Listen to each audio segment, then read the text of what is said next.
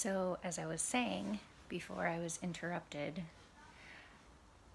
the kids from next door are really nice and they love Henry, which is great.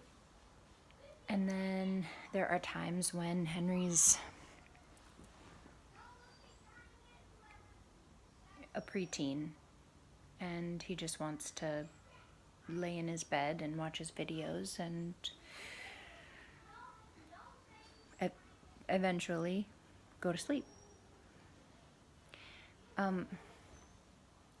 want to drop this subject. I want to stop talking about not only the anxiety of job hunting and having left a place, and I want to stop talking about why or how much of a failure I feel like, because it's unnecessary to give myself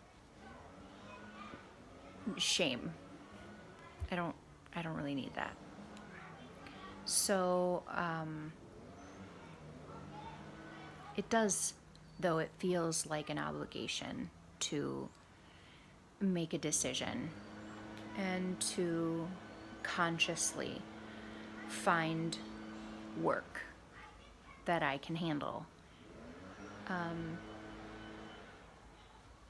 I also think if I believe in a plan and sit down and make a plan, that everything will turn out fine.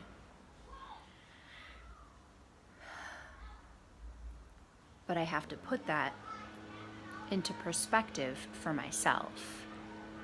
And that's why writing it down and then talking and then going back and looking at these videos later and saying, oh, I can hear myself processing these problems, and I can hear myself really making a decision about what works for me and what doesn't.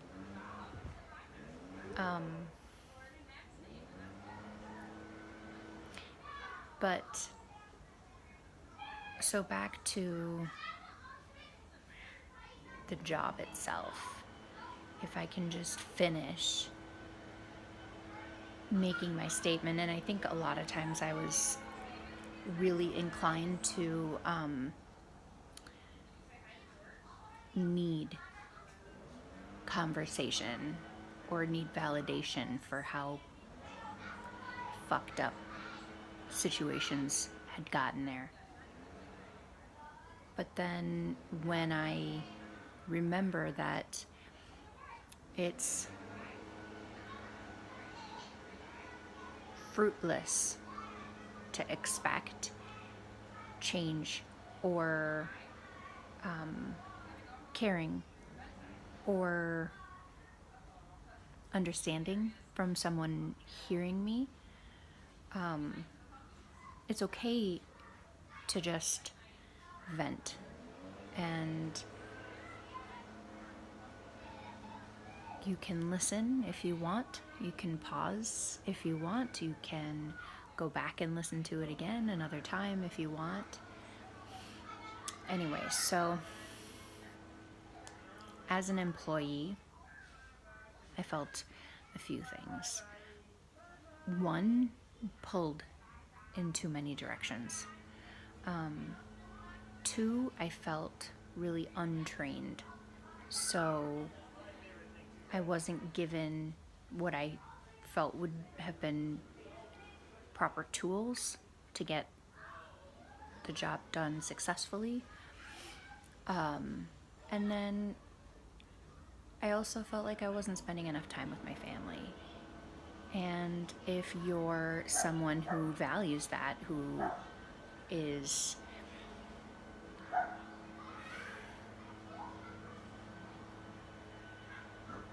really thinking about taking on a supervisory role or a managerial role, there's something to remember that especially in retail, you have obligations to a schedule, and you also have obligations to whatever might come up. So, not having control over that, I guess I had thought that pushing myself would be good for me, but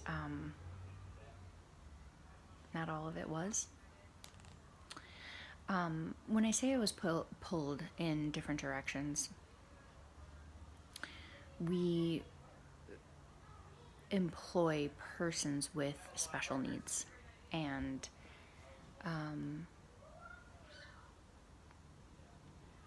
those persons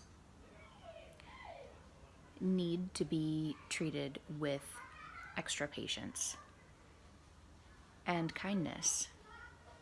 Not that I don't have that, but when there are several fires to put out already, adding to it with constantly needing to attend to staff, I don't think that's a great business plan. And then upper management. So, for example, there was a dialogue of, this looks okay. I would have preferred it to have been done to my specifications or to company standards, and I'll fix it. So that's what, the upper management would say. And then I felt really disrespected because I was expected to teach my staff how to have patience and to get projects done. But then I wasn't given that same patience. So that was really hard for me to, looking back, I think that was one of my first real signs, like red flags, that this just wasn't going to work for me because I take so much pride in my work. The untrained part has more to do with the fact that I was thrown into my role, and I was okay with it because I thought, this is more money, this is more responsibility, I'm being trusted, I'm being given the keys. And I was given a couple weeks of training. And I understand that that should be standard as far as training for a supervisory role, but at the same time, it had been a pretty long time since I was a supervisor or since I had had a staff to command and give projects to and be patient with, etc. So after that couple weeks of training, I was still really shaky. And I don't think I should have been left on my own. And it's not a confidence thing. It's not, I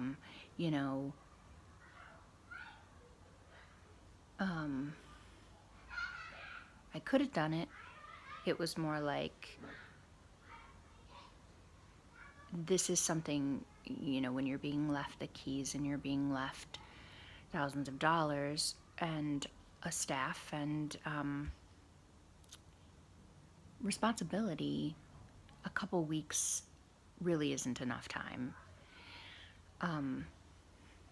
But I did it with those tools, with that small amount of training and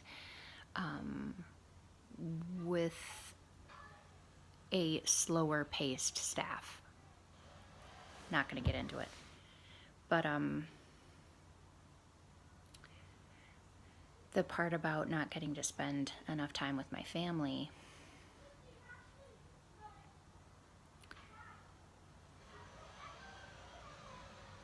it's possible that they didn't feel that way. It's possible that they didn't even notice. that we weren't spending as much time together. But I noticed. And I didn't want that for myself and for my relationship with my husband and my child. I wanted a relationship with them where we could spend Saturday mornings together. And, I would wash the living room floor and they would dust, or I would play music in the morning, or on Sundays I would get us all ready for church. But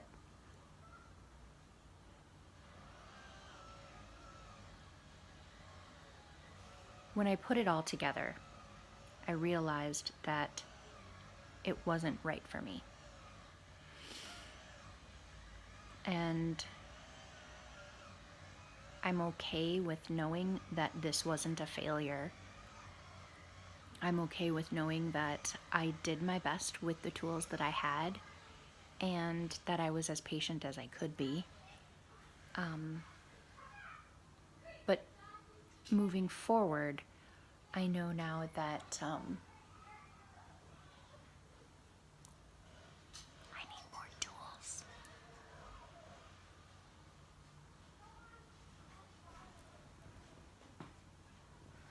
That was Lucy leaving. She's so little I didn't even see her. But anyway, I'm gonna let you go, but I just wanted to be done with this subject and talk about it as much as I could until I had finished my sentence and until I had really finished my thought all the way through, so that I can move on and talk about something else. And I think that's gonna be good for me. So take care and see you next time.